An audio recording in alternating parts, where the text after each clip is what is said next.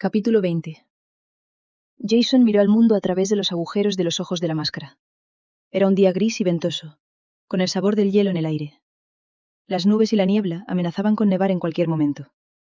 En el carruaje viajaba Bentley, el ciego con la cabeza vuelta hacia la ventanilla, como si pudiera ver el paisaje más allá. Jason estaba junto a Cedric en el asiento del conductor. En las pocas ocasiones en que había salido con el carruaje, siempre había montado dentro, oculto de miradas indiscretas. Incluso entonces, la idea de las miradas que atraerían las ventanas cubiertas le había incomodado. Imaginaba que la gente que lo viera pasar murmuraría sobre el duque marcado, el duque enmascarado, el duque maldito. Pero esas veces era diferente. Se escondía para evitar las peores miradas, o incluso la hostilidad abierta. En ese momento, cabalgaba para recuperar a su amor perdido. La mujer que le había hecho quitarse la máscara y le había recordado lo que se sentía al ser humano. No iría a buscarla ocultándose en las sombras, aunque llevaba la máscara puesta. Le quemaba en la cara y deseaba tirarla. Quería verla caer por la ladera, o que el viento la atrapara y la convirtiera en recuerdo. Pero no podía. Era mejor que la gente lo viera enmascarado, con el rostro oculto. No ocultaba su presencia, pero no se atrevía a mostrar su cara desnuda. Cedric se movió en el asiento, se aclaró la garganta y luego se quedó en silencio. Él se dio cuenta de que había hecho movimientos similares más de una vez, y se giró para mirarlo. ¿Tienes algo en mente, Cedric?, se interesó. El hombre asintió con fuerza. ¿Quizá deseas dejar de trabajar para mí, después de haberme visto la cara por primera vez? Por supuesto que no, Excelencia. Se irguió para recuperar el equilibrio y centró la atención en el camino. Jason estaba confuso. Entonces, ¿de qué se trata? Excelencia, no necesita ocultarme su rostro, dijo finalmente. Anoche percibí su incomodidad y le ofrecí la máscara. Pensé que me diría que ya no era necesaria. Al menos, no entre nosotros. Quizá fui presuntuoso. Se sonrojó y miró fijamente a la carretera. El duque consideró sus palabras y sonrió, tras la máscara. Luego echó la cabeza hacia atrás y soltó una carcajada. Vaya forma de tejer telarañas en nuestros pensamientos, declaró. Creía que te avergonzaba contemplar semejante desfiguración. Que me ofrecías la máscara para salvarte, añadió al ver su rostro perplejo. Ni siquiera lo había pensado, Excelencia. Parpadeó. Quise decírselo, pero he aprendido a guardar silencio y mantener la cabeza sobre los hombros. ¿Tan temible soy? Puede serlo, Excelencia. Jason se sintió aliviado, como si se hubiera quitado un peso de encima. Cedric siempre había sido su empleado, un secretario que le ayudaba a administrar la finca y a buscar a su hermana desaparecida. En los años que había trabajado para él, se había convertido en su amigo, aunque ninguno de los dos lo había reconocido.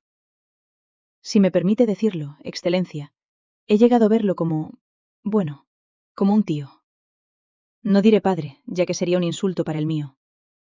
Pero nunca he tenido un tío, y bueno, creo que así es como sería. Jason apoyó una mano en su hombro y le dio un apretón. Entonces prescindamos de los formalismos, Cedric. No te he llamado Owen, y no veo por qué debes llamarme Excelencia ni tampoco de usted. Mi nombre es Jason, y me sentiría más tranquilo si lo usaras y me tutearas. Como quieras. Aunque costará acostumbrarse a que un muchacho de los valles llame a un duque por su nombre de pila y lo tutee. Entonces, empieza a acostumbrarte. Salían de las colinas, en cuya cima se alzaba el castillo de Hardcastle, y pasaban por tierras más pobladas. El primero en asombrarse a su paso fue un granjero con sus ovejas. Luego, un pastor que llevaba más ganado de los pastos altos a los bajos. Él lo miró con fijeza al pasar, y soltó una carcajada al cruzarse de brazos. Me tienen condenado incluso sin verme la cara. Entonces, ¿para qué ocultarse? Se quitó la máscara, y sin pensárselo ni un momento, la lanzó al aire. El viento la atrapó y voló por encima de un muro hasta aterrizar en un campo. Jason no miró atrás, fijó los ojos al frente, con una sonrisa feroz y mostrando los dientes. Iba a rescatar a su Allison, y el mundo vería quién era. Nevaba cuando llegaron a la casa Hansono. Había soplado un viento del norte, y la nieve se arremolinaba y azotaba la construcción. Jason saltó del asiento del conductor, y se dirigió hacia la puerta principal. Llevaba un abrigo que realzaba su ya de por sí impresionante complexión, convirtiéndolo en una silueta formidable contra el muro de nieve que impedía la visibilidad más allá de una docena de metros. Nevaba cuando llegaron a la casa Hansono. Había soplado un viento del norte, y la nieve se arremolinaba y azotaba la construcción. Jason saltó del asiento del conductor y se dirigió hacia la puerta principal. Llevaba un abrigo que realzaba su ya de por sí impresionante complexión, convirtiéndole en una silueta formidable contra el muro de nieve que impedía la visibilidad más allá de una docena de metros. Cedric se apresuró hacia la puerta del carruaje para ayudar a Bentley, que le hizo un gesto con la mano, y se volvió para bajar antes de meter la mano para recuperar su bastón. Miró hacia la casa, sabiendo de algún modo en qué dirección tenía que hacerlo, y se dirigió infaliblemente hacia la puerta principal. Jason ya estaba golpeando con fuerza la gruesa madera. Se abrió, y apareció un clérigo de pelo canoso y expresión solemne. Sostenía una Biblia como un escudo. Detrás de él había dos hombres más jóvenes. Los tres vestían de negro riguroso, y ninguno reaccionó ante el rostro que tenían delante. Jason se extrañó de ello. «Alison Crowley, ¿está aquí?», preguntó con fiereza. «Esta es una residencia privada y...», comenzó el clérigo. «Apártese», gruñó antes de empujarlo a un lado. El hombre lo miró sobresaltado, mientras caía hacia atrás y se golpeaba contra la pared. Los dos más jóvenes avanzaron, cada uno con un garrote corto y pulido en la mano. «Espere», le advirtió el clérigo. «No puede entrar en esta casa sin...». Jason no estaba de humor para esperar. Agarró el garrote del hombre más cercano, lo bajó de un tirón y levantó el puño en un certero movimiento, que golpeó bruscamente al hombre en la barbilla. Gruñó mientras su cabeza se echaba hacia atrás, y él lo soltó para que cayera como un árbol derribado. El otro blandió su arma, pero esquivó el golpe, clavó el codo en su estómago y tiró de su cabeza hacia atrás por el pelo, giró y conectó con su mandíbula. El segundo hombre cayó sobre su compañero. «No hay justificación para la violencia contra...», clamó el clérigo. Jason se abalanzó sobre él y sacó una pistola del interior de su abrigo. No había dicho a su empleado ni a Bentley que iba armado. Cedric entró corriendo por la puerta para interponerse entre ellos, y le dio la espalda. «Te ruego que cierres la maldita boca, imbécil», exigió al clérigo. «Su excelencia está dispuesto a meterte una bala entre los ojos, y tiene suficiente puntería para hacerlo». El hombre apretó con más fuerza su Biblia y se quedó boquiabierto, mientras Jason levantaba la pistola y se adentraba en la casa. «¡Mildred! ¡Ven!», gritó de repente el clérigo. Jason vio aparecer a Mildred al final de la escalera y caminó hacia ella, que lo miró aterrorizada, antes de alejarse corriendo. «¡Alison!», rugió Jason. «¡Alison!». «Ella no está aquí», gritó Mildred. «Llega usted tarde. Por el poder de Dios, salgan de esta casa de inmediato». «Cierra la habitación blanca, Mildred», bramó el clérigo. Sus últimas palabras quedaron amortiguadas cuando Cedric tomó cartas en el asunto y le tapó la boca con las dos manos. «Cállese», le ordenó, «o habrá un maldito asesinato aquí». Su jefe se acercaba a Mildred, que cerró frenéticamente una puerta y agarró las llaves para impedir que la abriera. Él la alcanzó, la ignoró por completo y derribó la puerta de una patada. La mujer apartó la vista, cerró los ojos y cruzó los brazos. La habitación era muy blanca. En una esquina había un colchón improvisado y lo que parecían trapos. Algo metálico brillaba entre ellos. Jason vio un orinal en una esquina. Frunció el ceño y se acercó al colchón. Fue entonces cuando pudo reconocer el resto de los objetos. El metal era un par de esposas, como las que se utilizan para asegurar a los criminales bajo arresto. Los harapos eran los restos del vestido de Alison. Se agachó y rebuscó entre ellos. Había rasgaduras largas y afiladas por todas partes, como si le hubieran cortado la espalda. El orinal de la esquina le valió una dura mirada. Aquella habitación había sido una prisión. Allí había estado esposada, y habían destrozado su ropa. Oyó a Mildred en el pasillo, rezando en voz baja. Levantó el arma y salía de la habitación para detenerse frente a ella, que cayó de rodillas tras mirarlo con horror. Jason apretó el cañón de la pistola contra su cabeza. «Última oportunidad. Dime qué has hecho con Alison, o te enviaré al infierno». Alison se arremolinó en la luz. Llevaba un vestido blanco y dorado. Diamantes adornaban su cabello y su cuello. Todo captaba la luz de 100 velas y la lanzaba al aire en 1000 colores. Jason la conducía por el suelo. Tenía el pelo liso, y le caía por la espalda como una sombra. Estaba resplandeciente de azul real, plata y oro. Bailaron por primera vez como marido y mujer. A su alrededor, sus invitados observaban, deslumbrados por la belleza de la feliz pareja. Los padres de Alison sonreían orgullosos. Allison solo era consciente de que no estaban solos. Sus ojos no se apartaban de los de su marido. No quería mirar a ningún otro sitio. La mancha oscura en el costado de su cara ya no era una deformación. Para ella nunca lo había sido. Pero ahora todos veían a su amado de la misma manera que ella. Como un hombre de gran belleza y fuerza. Un hombre valiente y moral. Un hombre que hacía honor al título de duque. Lo miraban con asombro, y ella sabía que se preguntaban cómo habían podido rechazar a un hombre así.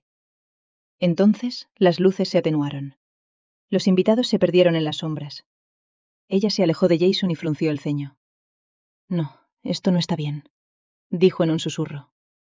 Él le dedicó una sonrisa triste y miró la sala cada vez más oscura. Tienes razón. ¿Por qué iba a ser esta la culminación de todos tus sueños?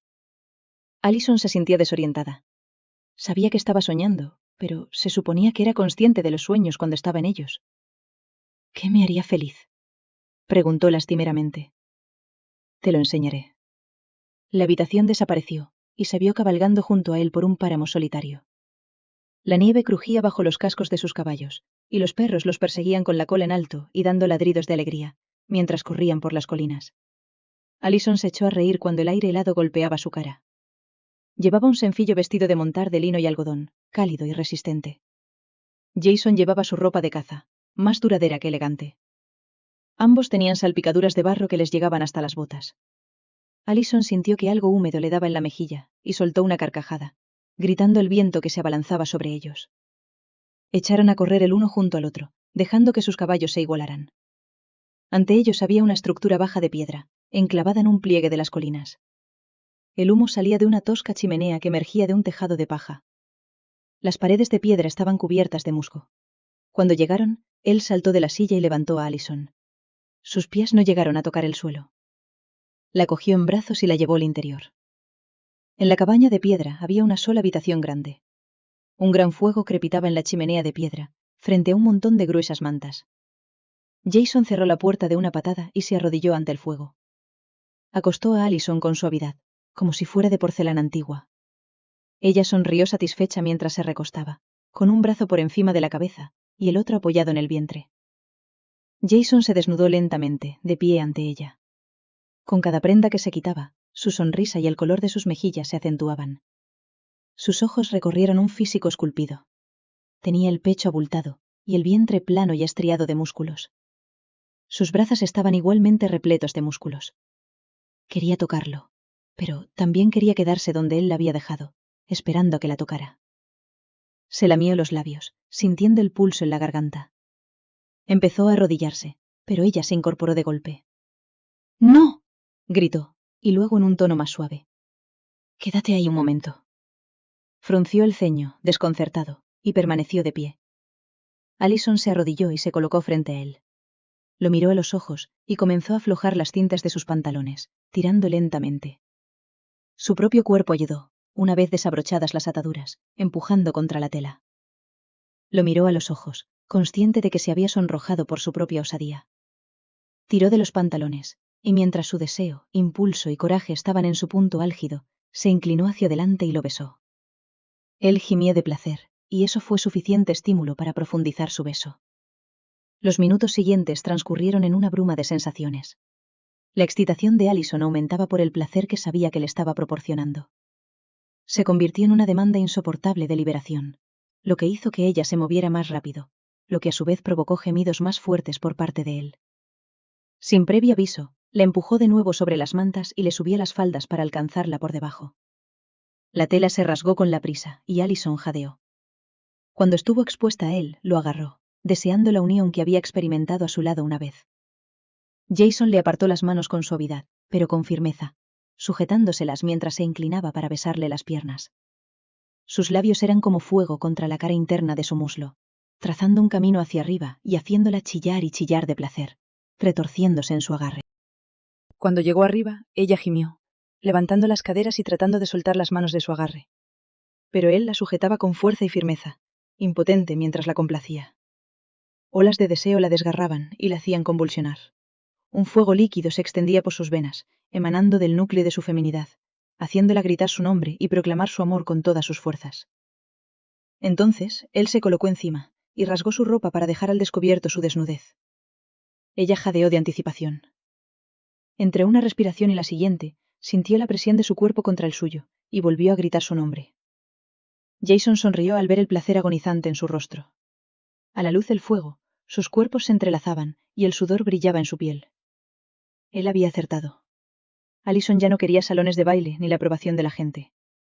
Quería a su hombre, y las terribles pero hermosas tierras de las altas colinas que le pertenecían.